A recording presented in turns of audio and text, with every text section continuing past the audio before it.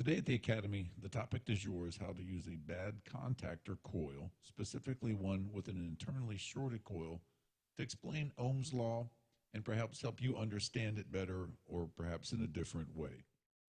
This contactor is from an actual service call. You can see that there's a substance on the coil. It's actually the lacquer on the wire that has melted into a crispy little nuggets around. And this contactor was causing low voltage fuse to open as well as heating up the transformer. And the tricky part was there were no direct shorts to ground through the thermostat wire, furnace, outdoor unit, and the contactor itself to the condensing unit or ground. And so as you know, low voltage shorts are very difficult and very time consuming. This unusual case has turned up twice, and both times we were able to quickly identify this internally shorted coil quickly. And there are principles at work here that apply to motor windings, hot surface igniters, spark ignitions, safety devices, electric furnaces, and they all relate to Ohm's Law. The magnetic field produced by the current flowing in the coil will exert a force that will engage a mechanism.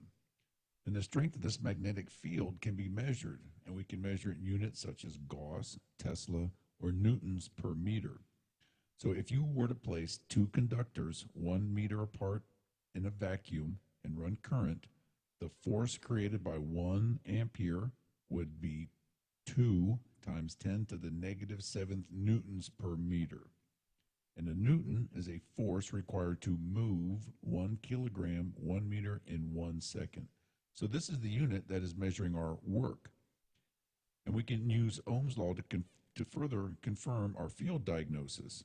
So as this is a purely resistive circuit, meaning there are no moving parts or magnetic fields that can affect the flow of electricity. We know that a new contactor coil has a resistance of about 12 ohms. Our suspect contactor coil showed a resistance of 0.5 ohms. So if we plug our known values into the Ohm's Law equation, we can measure the current in both coils. We calculate the current of the 12 ohm coil to be 2 amps. This is a reasonable amount of current for the size of the wire and the amount of work to be done. We can see that the suspect contactor coil is drawing 48 amps of current.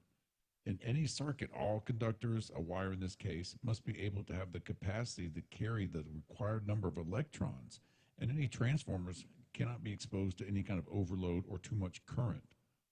When we check the voltage amp rating, the VA rating of the transformer, we see is rated for 40 VA or 40 voltage amps. This rating is below what we have calculated.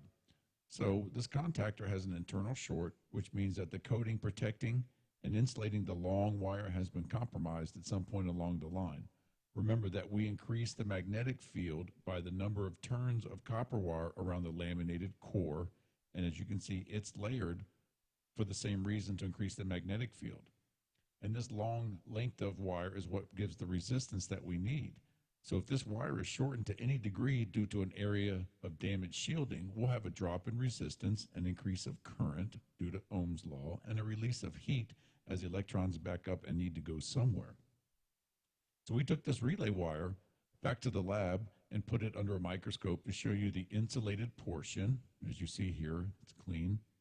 And if you look closely, you can see some numbers right there. That's an actual line off the number off the assembly line.